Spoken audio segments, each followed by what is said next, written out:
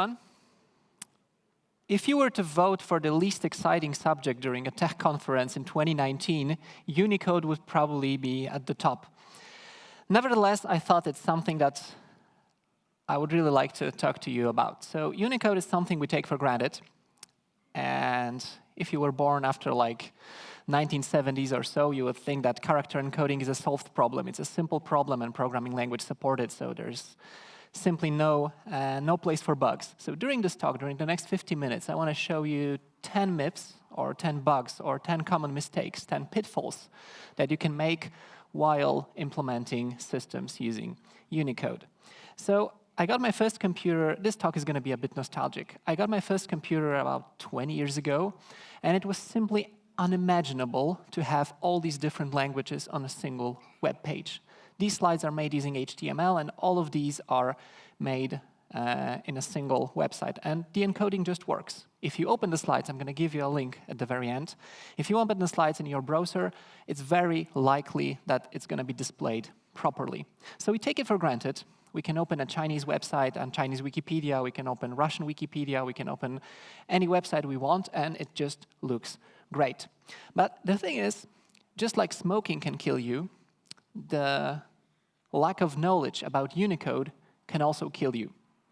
And not in a figurative way, like as in, if I ever have to write a SOAP web service again, I'm going to kill myself. No. I mean, literally, a bug in Unicode caused these two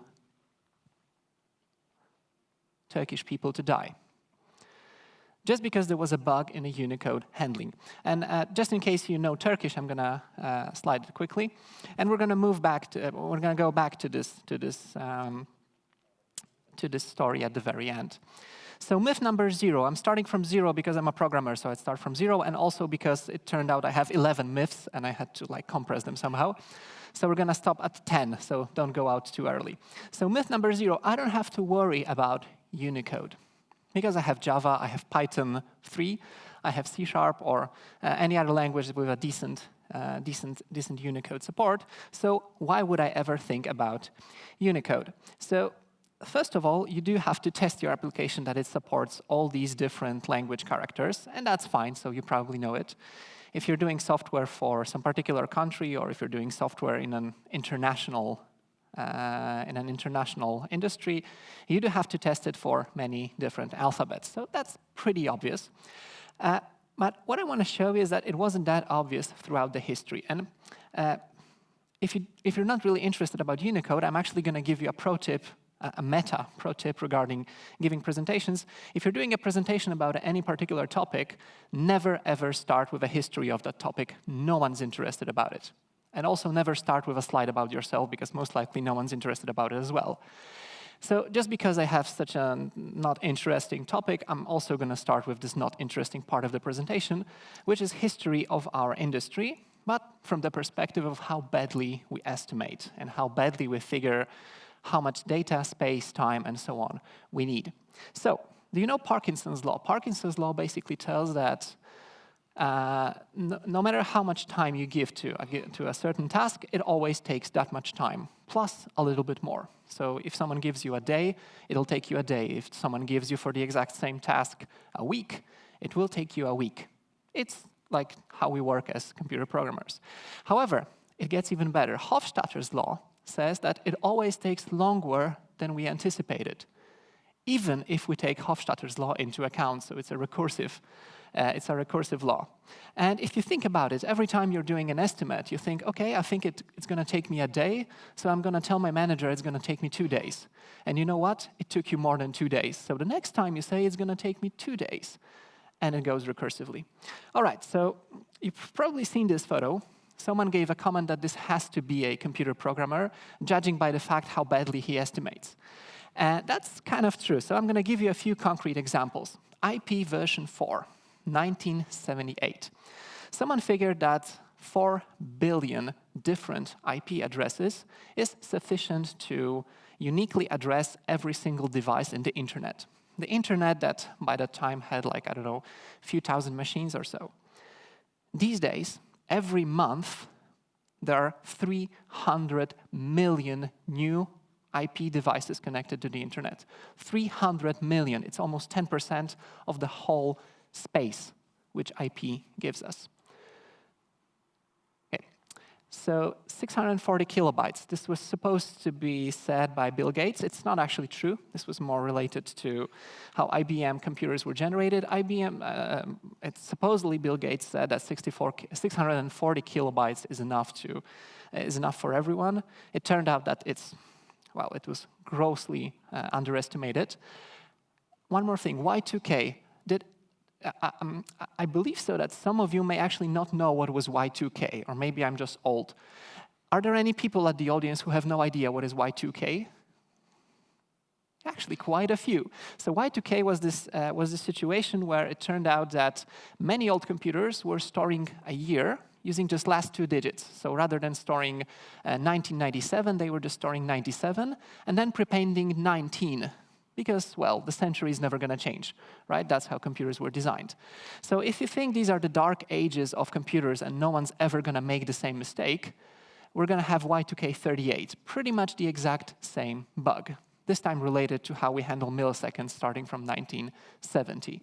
So once again, someone underestimated how much data he needs or how much time it'll take to consume the whole space. 512K problem, it happened in 2014. It turns out that many network devices, like routers, switches, and so on, have a fixed size cache for BGP, which stands for something network. What is it? Border Gateway Protocol. So this is like a global routing table for the internet, and many devices had a fixed cache, fixed list of 512,000 entries. And in 2014, this cache was filled. Many devices crashed, and there was a global internet outage at that time. So they fixed the problem, but they didn't fix it in a systematic way. They just increased the cache size in the vulnerable devices from 512 to 668 entries. So guess what? We're going to have an outage in 2019 very soon. Oh, and there was an outage in GPS as well, because they were storing number of weeks in an insufficiently big number, and so on and so forth. So many different situations. But why am I really telling you about it? Well, there was this standard, let's roll back half a century, there was a standard called ASCII, and it was actually a very important milestone in our industry. Because ASCII was basically a definition that was telling us which characters, or it was assigning to every character, every number, lowercase, uppercase, symbols, white spaces, and so on, it was assigning them a number. It was assigning them a number in a 7-bit space, because the ASCII standard figured out that they only need 7 bits, which is 128 different values, to store characters. It was storing Latin characters because that was enough for many languages. All right, so let's go with myth 1. I hope I kind of give you an overview why we have to care about Unicode, but let's go with myth number 1. So do you believe 1 character is 1 byte? It's actually a kind of a rhetorical question, but maybe some of you do, so I'm going to convince you that's not the case. So let's talk about O. For those of you who are not Polish, O is a native Polish character. It consists of letter A and this tiny little addition, which is called, and I'm not joking, it's called ogonek in a standard. I'm going to see it in a second. This tiny little tail that's attached to the letter A. And this is a different character. It's native to the Polish language. So how do you encode it? Unsurprisingly, it's not part of the ASCII standard, because ASCII, A in ASCII stands for American.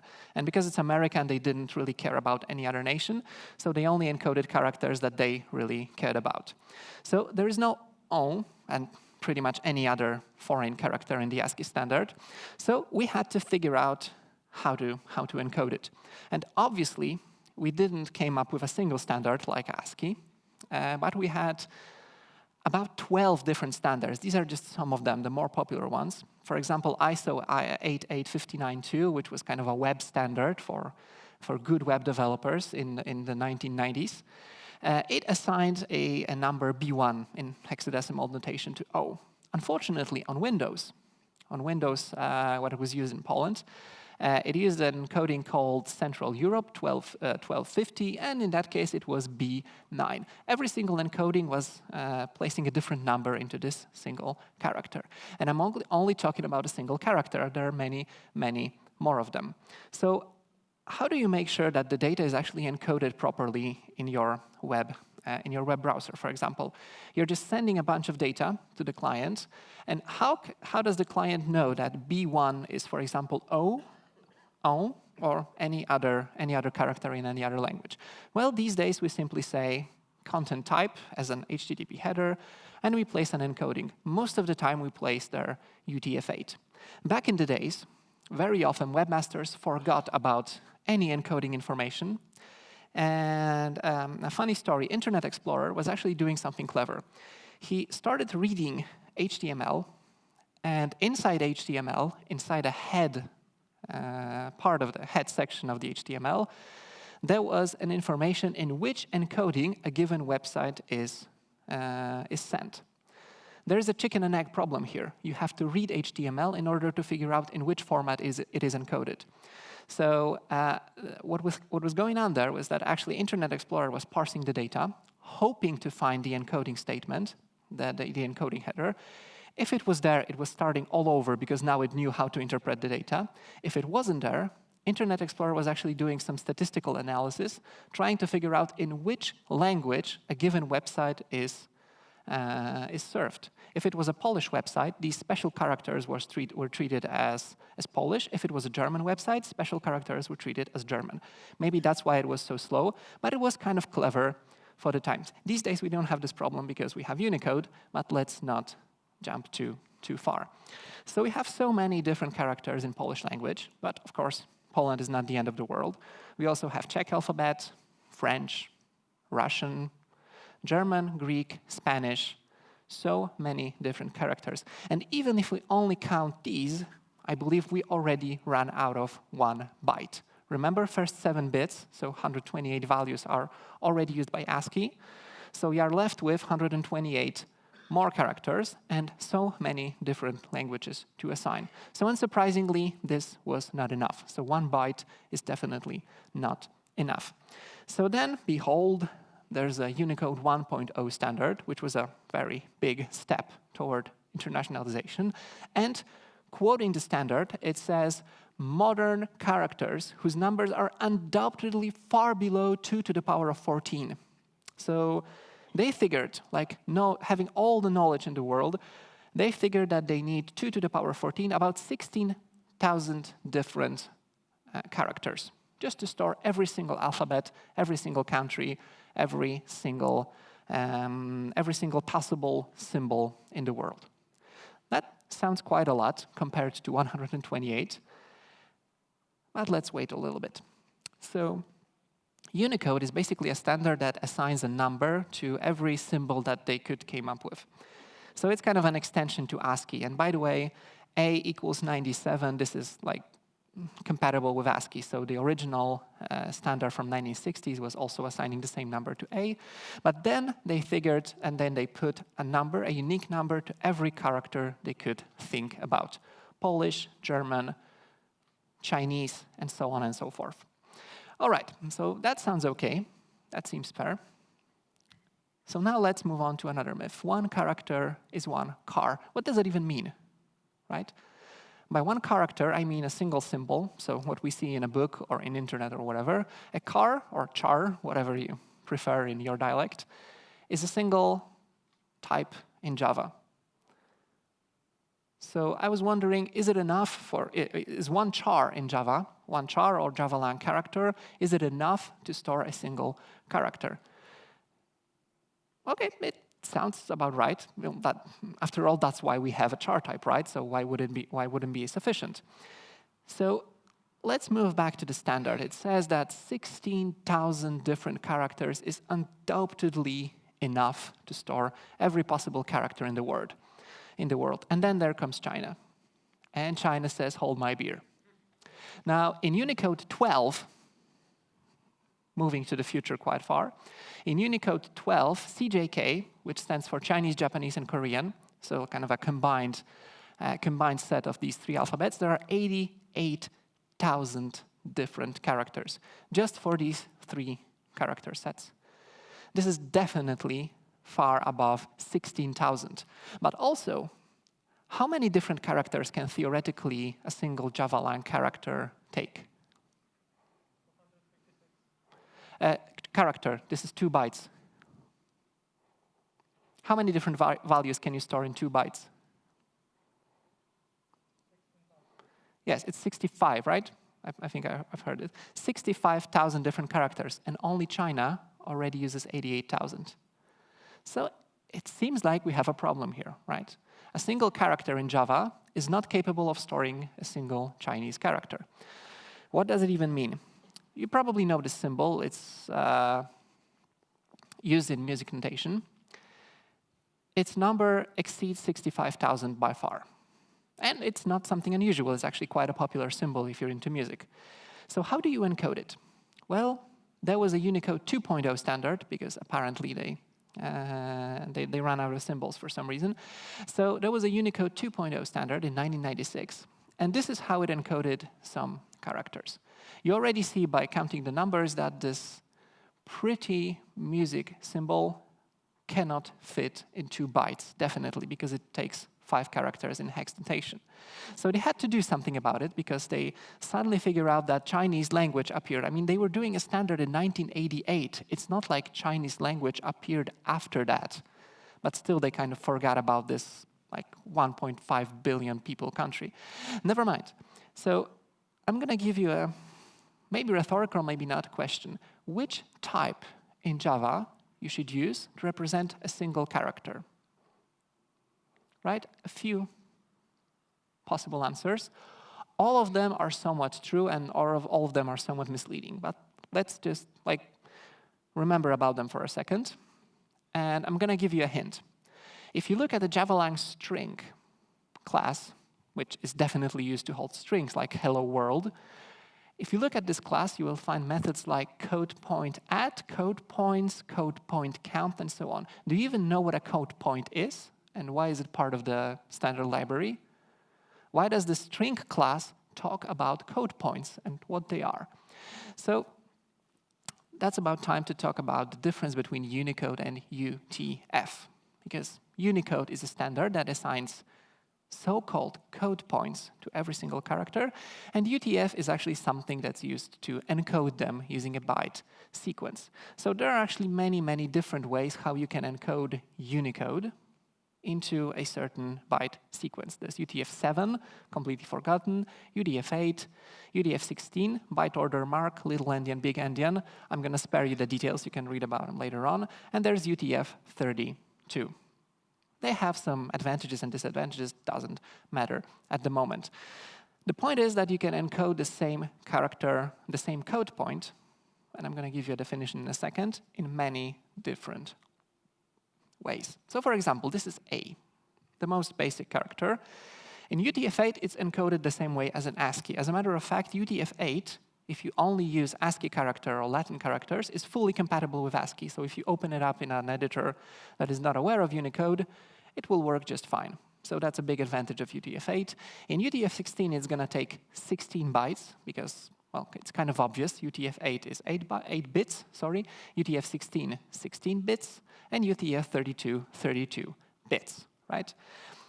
What maybe not be obvious is that UTF-8 is actually varying in length. Characters in UTF-8 can take from 1 to 4 bytes, so from 8 to 32 bits. And many people are kind of unaware of it, but I hope you weren't, so that's kind of an obvious thing. But there is one more pitfall. So this is on, a Polish character that we already talked about so much. It takes 2 bytes in UTF-8, 2 bytes in UTF-16, 4 bytes in UTF-32. That's pretty straightforward. This is a Chinese character that represents, I have no idea what it is, like 3 houses. I hope it's not some curse or something. And then UTF-16, 2 characters, UTF-32, 4 characters. Why am I even talking about it? Because of this symbol. Do you see something disturbing here? We run out of space. We run out of space in UTF-16 because UTF-16 doesn't really guarantee that your characters will fit in 16 bits. In UTF-16, a single character can take 1 or 2 so-called code units, another definition. So in UTF-16, a character can actually take 32 bits. And this is totally according to the standard. That's how Unicode 2.0 was defined. And this also means that this pretty little musical symbol cannot be stored in a Java-lang character type. It's simply not big enough. And that kind of proves it. It's not a bug. It's not a trick. And by the way, you can take these slides afterwards. You can paste it into your IDE and see that it actually works this way. And this single symbol has a length of 2. Because as you will learn in just a second, length method is pretty much useless. All right, so if I do a substring, I hope you can see it. If I do a substring on this string that I'm pretty sure it has 3 characters. If I do a substring of 0th and 1st element, I won't get an opening parenthesis and this musical note. I will get an opening parenthesis and a question mark. Why did I get it? Because I split the musical symbol into 2. Because substring method works on the basis of Java-lang characters, and it doesn't know that this musical symbol actually takes 2 characters. So I kind of ripped apart a single symbol into 2 halves, which is totally unexpected. Right? And in the standard, it's called very, very weirdly surrogate pairs. So that sometimes you have to use 2 spaces, like in 2 slots in memory, to represent a single character. So it turned out that a single char, single Java-lang character, is not enough to represent all the possible characters. And that kind of blew my mind at the moment. I hope I blew your mind as well, even though you don't look like so. All right. So here I was trying to do a simple quiz for you, or a simple riddle. It basically says that life consists of work and pleasure, or whatever. I know it's kind of not a particularly good joke, but I would like to show you an example of how badly it can go. So here you have it. And now I wanted to reverse that string. So I wanted to have party first and work later. So I wanted to do a simple reverse. If you've ever been to if you were ever trying to recruit to any company when you were a junior, this could have been a task that they give you to put on a whiteboard. How to reverse a string. And hopefully you did it this way using string builder, because concatenating strings is not performant, and so on and so forth. If you run this code on this little snippet, rather than having beach first and working later, you will get something like this. And it makes me really sad because work remains, and before and after work, there is just a question mark. Because we ripped apart the party character, the beach character. Luckily, if you want to reverse a string, and if you're applying for a junior position in some company, you can just use a reverse method, which kind of understands that some characters cannot be ripped apart. Some characters occupy 2 Java-lang char slots, and they cannot be taken apart. So in this case, it's actually going to work as expected. But that was kind of a silly example. But I'm going to give you another myth. Do you believe that Java is UTF-16? And by UTF-16, I mean it takes 16 bits for every character. You already know that this is not possible, but do you think this is true? And the reason why you would think that this is true is that in Java 8 and every version prior to that, if you looked at the string class, which is basically used to represent strings, you would find an array of characters, right? I think I'm missing, yeah, here it is. So there was an array of characters. So every string was represented as an array of characters. Unfortunately, since Java 9, it's no longer an array of characters, it's an array of bytes. And it's an optimization. It should be an implementation detail, and actually is. So probably most of you didn't know about it, and that's OK. The thing is that Java no longer stores data by default using UTF-16. And by the way, every single method in a string class since Java 9 looks like this. So if you're storing a plain Latin characters, then you're going to get UTF-8, basically. If you're storing something more complex, like Polish language or Chinese or whatever, the same byte array we're going to be used to encode data in a different way. But that's not the point. Do you know a method called getBytes on a string? It returns a sequence of bytes. In which encoding? prior to Java 9, so in Java 8, for example. In which encoding? In system default, which basically means, or sorry, in JVM default, because you can override this on a JVM basis. This basically means that you have no idea in which encoding getBytes method returns data.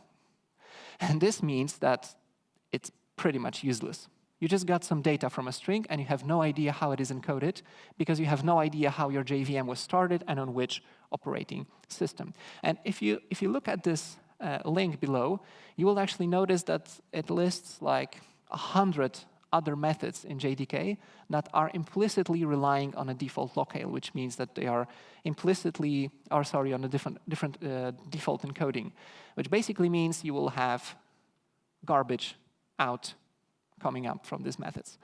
It's actually fairly simple to fix. Just say getBytes using UTF-8 or UTF-16 or UTF-32 or whatever you want. Just make sure you know about it. I'm actually surprised that modern IDEs are not marking it as a warning, because it's a huge risk for portability. OK, another myth. Unicode is unambiguous. What do I mean by that? Can we all agree that this is true? Yeah, you know it's not. This is not true. If you copy-paste it to your IDE, it will actually say false. And not because I did some trick, not because there's some hidden character out there, but because how the Unicode standard defines this special character. So in Unicode standard, there's actually this special character called, in a very adorable way, Latin small letter A with ogonek. And I'm Polish. If you're not Polish, ogonek basically means like a tiny tail. So A with ogonek, A with a tiny tail, forms O. And this is O, so this is our character. The thing is that this is kind of a legacy way of defining special characters, because the more portable, the more, let's say, future-proof way of defining such characters would be to take A, the basic A character known from the ASCII standard, take a special modifier called combining ogonek, so combining tiny tail, and if you put these two characters next to each other, every bloody editor will know that these two characters have to be placed one on top of another. So if you put A and this special comma next to each other, it will actually form O. That's why the character on the left, I don't even remember, I think the character on the left is a normal O, the character on the right is A with ogonek. As far as string is concerned, these are two different strings. Now think about all this code that you wrote to find out, I don't know, profanities, or to do some full-text searching, or to find people who were, I don't know, misusing your content. They could use this simple trick to avoid your algorithms. And this is even potential security risk. All right, so if you want to make sure that your code works fine, you can use something which is called normalizer from Java text package. If you place there an unnormalized string as an A with ogonek separately, and if you use a parameter called nfkc, I have no idea what it means. I just copy-pasted it from Stack Overflow blindly, and it worked. I never do it at work. So if you use nfkc parameter, it will actually normalize your A with ogonek into a normal O character. And it works for every single character like that. Just something to keep in mind if you're doing a lot of excessive text processing. All right, so now that you know that one character cannot fit in 7 bits, 8 bits, 16 bits, and 32 bits, is 32-bit a limit? Can you think about characters that cannot fit in 32 bits? I can. Let's talk about emoji. And I'm not talking about this silly movie that came up quite a few years ago. And I'm not talking about a guy whose profession is emoji translator, a perfect job for a millennial. I'm not even talking about a CEO of Google that was trying to explain why the hamburger emoji on Android places cheese below ham or something, whatever. And I'm not even talking about a professional entomologist that was trying to describe how an ant emoji on different platforms looks like. Apparently on Samsung it looks like Centaur. He gives it 2 of 10 points. So no, we're going to be talking about something much more important. For example, Poland. So this is a Polish flag. It's part of the emoji set. However, when the Unicode standard was trying to figure out how to encode different countries, different flags, they actually found out something ingenious. Rather than encoding every single flag separately, because countries come and go, so they would have to change the standard very, very often, rather than doing so, they came up with a special set of characters from A to Z, which you see at the bottom. And these special characters are not the ones you'll find in the ASCII standard. They're actually way, way higher on the list. You see that their codes are much, much bigger.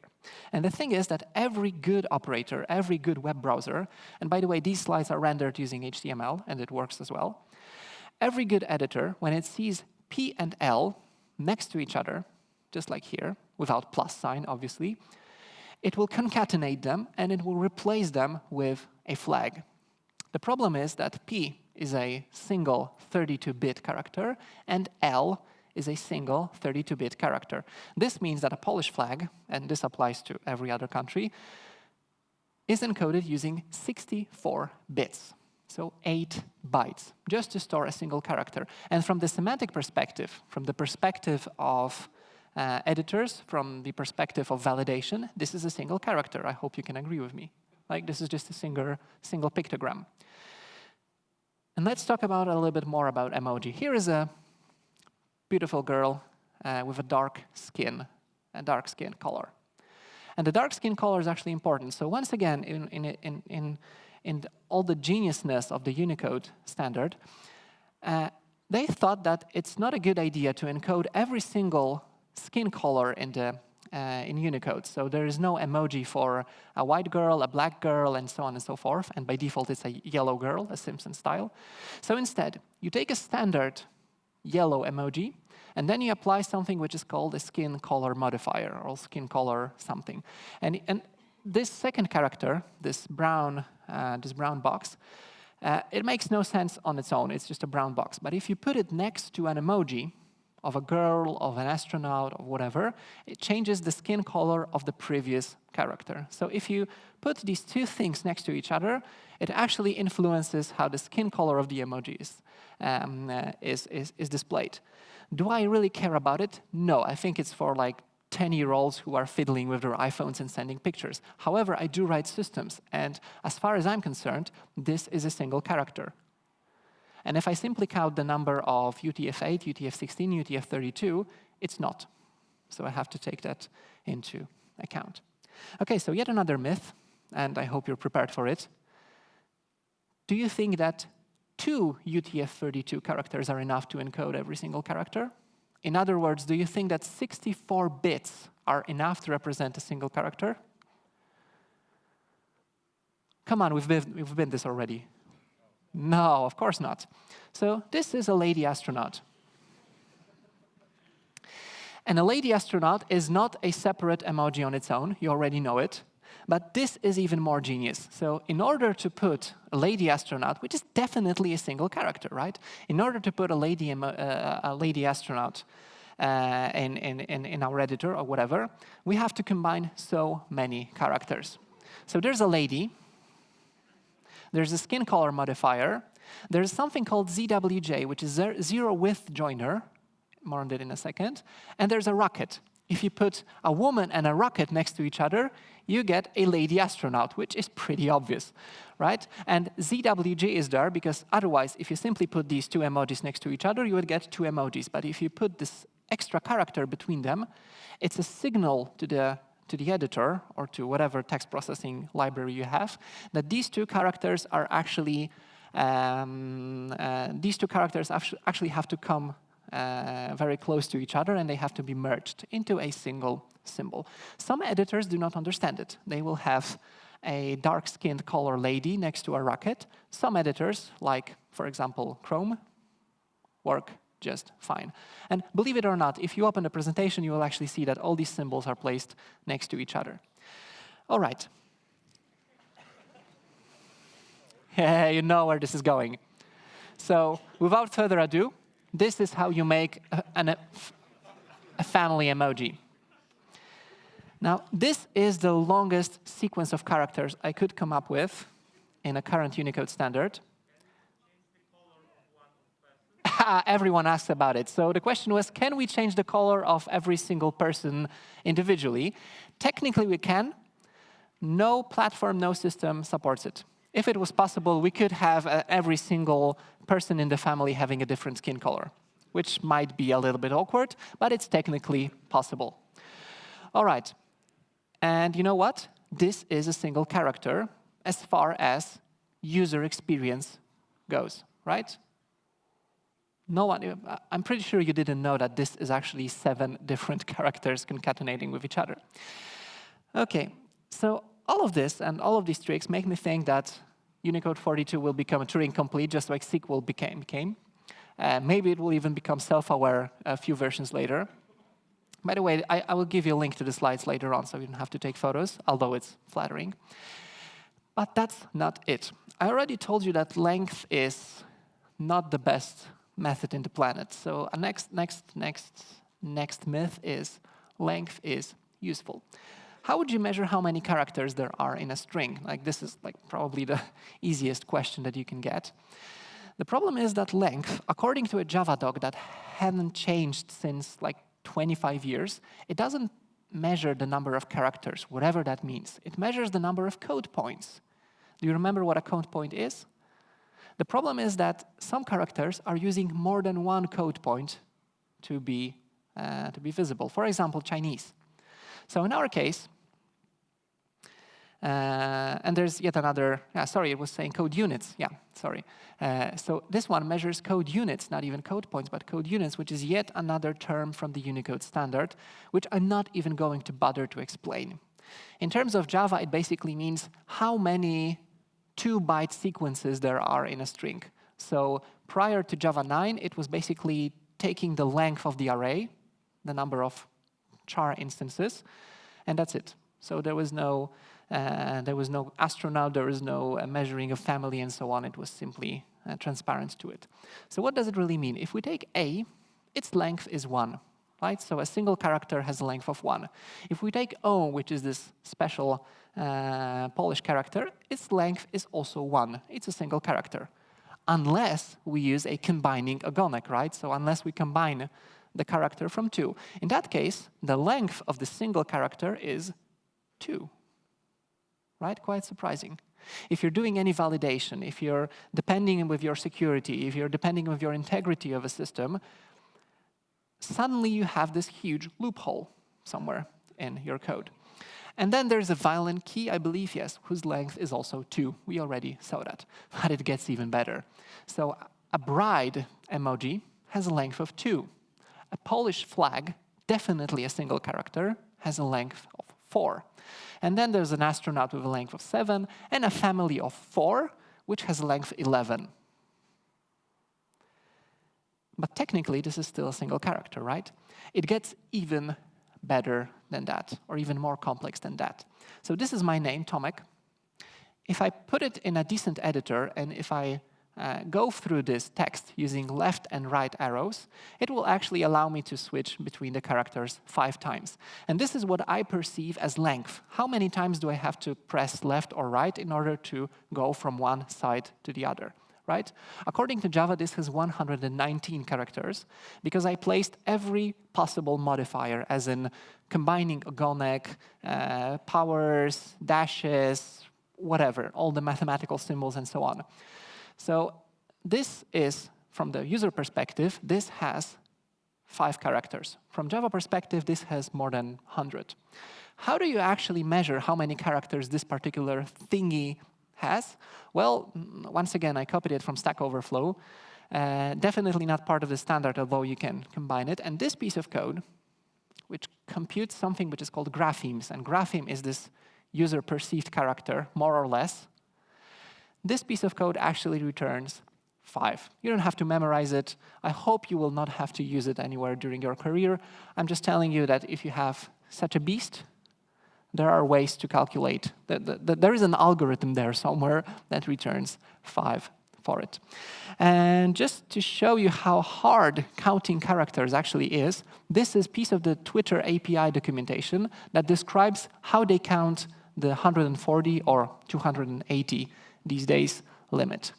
So much text, just to say a tweet cannot be longer than 288 characters, 280 characters, because they have to take all these special cases into account.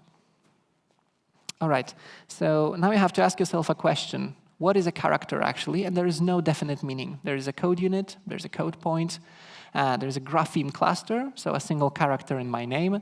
There's a glyph, which is like a user-perceived symbol. All of these are part of the standard. And it turns out the standard is much, much more complex than we ever anticipated. All right, so what is an UTF, actually? So Unicode is very abstract. Unicode basically tells us that this is a character and it has a number 2056, whatever. UTF is actually a way of mapping these numbers into byte sequences. And there are many, many different ways to do so. So we already mentioned some of them, UTF-7, 8, 16, and 32. So that's the basic distinction. All right. One more myth. Whitespace is straightforward. How many different whitespaces do you know? Just as a quick recap, I'm going to give you all of them here. So there's definitely space, tab, enter, and there's actually a whitespace for backspace for some reason, and so on and so forth. Luckily, there is a method in Java, in standard JDK, that can easily tell us which character is a whitespace or not. Because maybe you're doing some validation, maybe you want to clean up some data, maybe you want to remove not important data from the beginning or from the end of the string, whatever. So there are methods for that. So here's what I did. This is a piece of code that basically brute forces and counts how many different characters there are recognizable in the Java platform. So this number 10FFFF, this is a theoretical maximum code point that Unicode uses. So in Unicode, Unicode to assign code points uses every single value from 0 to 2 to the power of something. I think it's 20 or something like that. So how many different characters there are in Unicode standard? It depends on the Java version. So in Java 8, it was using Unicode 6.2, 250,000 different characters. The further you go, different versions of Unicode are supported. I haven't checked Java 12. You can do it yourself with this code. But depending on your Java version, it's going to recognize different set of characters, or more and more characters which are introduced in newer versions of Unicode. Every version of Unicode introduces new characters, and more importantly, it introduces new emojis. So here it is. So out of these 250, 60, 70, whatever thousand characters, how many of them are white spaces? So I did basically the same thing, but rather than counting characters, I've wanted to figure out how many different white spaces there are. So in Java 8, it's 26. Then in one of the Unicode standards, in the meantime, they dropped one of the white spaces. So there was a character that used to be a white space, but it's no longer the case. Never mind. 20-something. Let's make it 25. So 25 different characters that are recognizable by Java as white spaces. You would think that this is kind of a straightforward thing and the whole platform should use this. That's not the case. If you use string trim, it uses a very archaic definition of white space. Everything up to number 32 is a white space. So 0, 1, 2, 3, 31, 32. These are white spaces. This is not even a subset or superset of what Unicode defines. This is a completely different set of characters. So string trim is not compatible with character is whitespace. They have a different definition of what a whitespace is. But we're not even close here. If you're using regular expressions and you use a special meta character S, which stands for whitespace, it only recognizes 6 whitespaces. So if you're doing some validation, if you're doing some sanity checks, every one of these methods actually behaves differently. And for example, doing trim using string trim, or doing trim using a regular expression, or doing trim manually using character is whitespace, they will all give you different results for something as simple as whitespace. All right, so one more thing. Uppercase is simple. So you would think that whitespace is the simplest thing that where we can make a mistake. Uppercase is even worse. So what bad can happen? It turned out that in Turkey, this is how you make a Turkey flag, Turkish flag, by the way. Turns out that in Turkey, if you do lowercase I, it will give you uppercase I with a dot. Only as far as I know, only Turkish alphabet has it. Turkish alphabet has both capital letter I with a dot and without a dot. And they both have a different meaning. They also have a lower I with a dot and without a dot. And they are somewhat interchangeable. You might think that this is just a silly detail in one of the languages, but it turned out that so many different systems had bugs, and they simply didn't work in Turkey just because this single character. And I actually went through a bug tracker of OpenJDK, and I found this many bugs only related to this single character. And they are actually quite serious. For example, SSL certificates didn't work, parsing XML didn't work, simply because someone ran JVM on a Turkish locale, just like that. And one last myth for you, that Unicode is harmless. So there were actually quite a few very famous bugs related to Unicode. One of them, most of them were on smartphones. So one of them was this piece of text. Whenever it was sent to an iPhone, iPhone crashed. It was just simply hanging immediately. When this piece of text was sent to an iPhone, it also crashed. And even if you created a Wi-Fi network with this name, and your iPhone was close to that network and it displayed that, oh, I found a new Wi-Fi network, it crashed. Right? If you send something like this to an iPhone user, which encourages to press this black dot, whenever you press this dot, iPhone crashed. And I'm not really biased toward iPhones. If you send this string, HTML encoded 3,000 times, one after another, Android crashed. Yet another bug in handling Unicode. But I promised you to share a story that's actually dangerous and it actually caused some casualties. So this is a Turkish couple, Ramazan and Emine. They were having some hard times. They were a couple. They were married. They had some hard times, and they were arguing over text messages. So they were sending each other some cruel text messages. Not something uncommon. I do not wish you to have such a problem with your partners, but that's not something uncommon. So they were sending each other these text messages, and one day, Ramazan sent the man sent a message to his wife. He sent precisely this message. If you don't know Turkish, I'm going to translate it to you in a second. I actually had to learn Turkish to give this presentation, so I hope you enjoyed it. So this is the message that Ramazan sent to his wife. This is what she received. Can you spot the difference? There are missing dots and the last character. These dots are terribly significant. They are deadly significant. So this is this tiny little difference between what he sent and what she received. By the way, this was not a typo. Well, A and E are probably typos, but I, that lost its dot, is not a typo. So what happened, actually? This is what he sent. Whenever you can't answer an argument, you change the subject. Rather harmless thing that he sent to his wife, not really brutal or something. And what she received was actually funny for a few seconds, but then it turned out it's actually a very, very bad thing to send to your wife, because especially in Turkey, he basically accused his wife of sleeping with other men. And this is how she perceived this message, and this is how her whole family perceived the message. So he became a victim of something called Romanization. Romanization is the idea that whenever you cannot encode a given string, you simply replace special characters with Latin characters. This is a Polish example. You will find Romanization algorithms completely unnecessary these days because we have Unicode for every other language. So the story ended very tragically. They approached each other. When the guy realized what he made, he went to her house. There was an argument. They started fighting. In self-defense, he stabbed her with a knife. She died almost immediately. He committed a suicide in jail when he realized what happened.